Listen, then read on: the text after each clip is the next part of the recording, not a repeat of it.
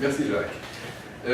Oui, alors pour reprendre les termes qui ont été utilisés, oui, il y a une reprise, je dirais tout va bien, mais.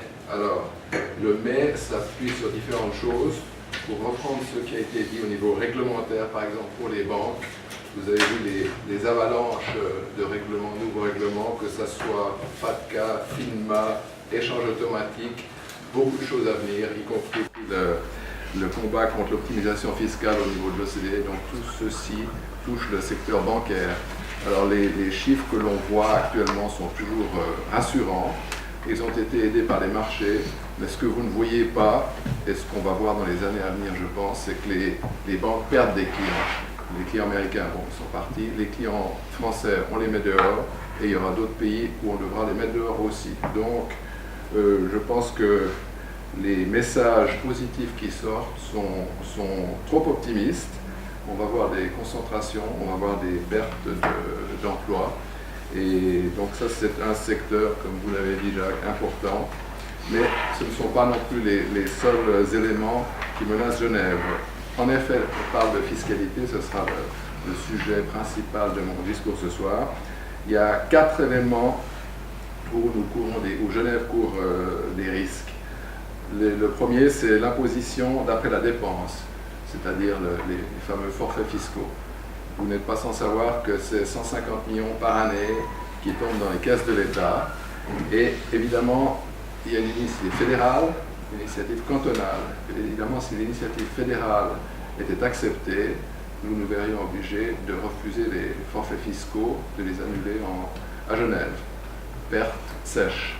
Et je vous promets que les clients qui sont ici au forfait partiront. On l'a vu à Zurich, ils sont partis.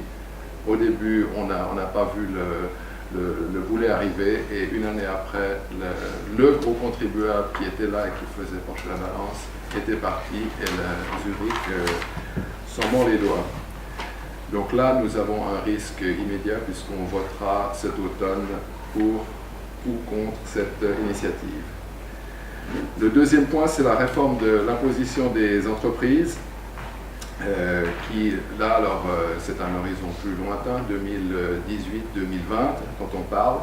Alors, la Chambre de commerce soutient les autorités et préconise le taux à 13%, mais c'est un sujet difficile, fédéral, cantonal, qui implique les autres cantons, que tout le monde n'a pas la même opinion. Par exemple, Bâle est plutôt pour une solution des IP Box. Nous sommes pour un taux unique à 13%, donc ce n'est pas un sujet qui est gagné d'avance.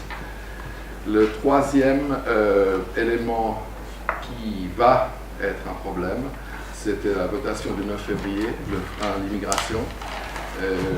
Vous avez déjà vu que le COF a révisé à la baisse de 0,2, donc très légèrement ses prévisions pour cette année et pour l'année prochaine, mais je pense que l'incertitude qui est amenée par ces contingents futurs pourrait amener à des révisions subséquentes plus importantes. Le quatrième élément, dont on parle plus beaucoup, mais qui sera également à l'ordre du jour en 2015, c'est l'impôt fédéral sur les successions. Je vous rappelle donc c'est 20% qui est proposé avec effet rétroactif au 31/12/2012, 31/12/2012, oui c'est ça, et qui pourrait taxer les fortunes de plus de 2 millions au taux de 20%. Donc là également un sujet d'inquiétude pour les contribuables qui seraient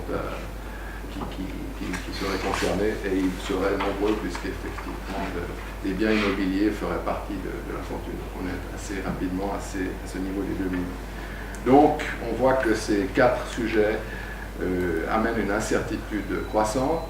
On le voit au niveau de nos contacts, que ce soit les multinationales, que ce soit les PME. La prévisibilité devient plus difficile, l'incertitude est là, et notamment les multinationales aiment pouvoir planifier, mais pas à 1, 2, 3 ans, mais à 5 ou 10 ans. Donc, on en parlait encore l'autre jour avec Procter & Gamble. Procter & Gamble aimerait avoir de la visibilité. Ils emploient 3000 personnes à Genève. Ils font fonctionner sans PME à Genève. Donc vous voyez que le départ d'une ou de l'autre pourrait avoir des répercussions importantes au niveau local également. Donc nous, notre message, c'est d'essayer d'être avec le politique et de se battre contre ces sujets fiscaux qui visent à détruire notre prospérité. Maintenir l'emploi, c'est évidemment notre objectif principal. Donc, si on veut maintenir l'emploi, il faut garder les sociétés et garder les individus qui sont des sujets fiscaux importants. Merci Monsieur le Président pour ces propos. Nous allons passer maintenant à l'enquête conjoncturelle à proprement parler. Philippe Meyer, membre de la direction, va vous donner un aperçu. Vous avez bien sûr chaque secteur qui est analysé dans la publication que vous avez reçue, avec en regard des chiffres, l'interview d'un chef d'entreprise de ce secteur. Chaque année, c'est une nouvelle interview. Et puis ensuite, quand Philippe Meyer a terminé la présentation générale, on s'arrêtera sur un secteur bien précis pour avoir un coup de projecteur plus important. Philippe, tu as la parole.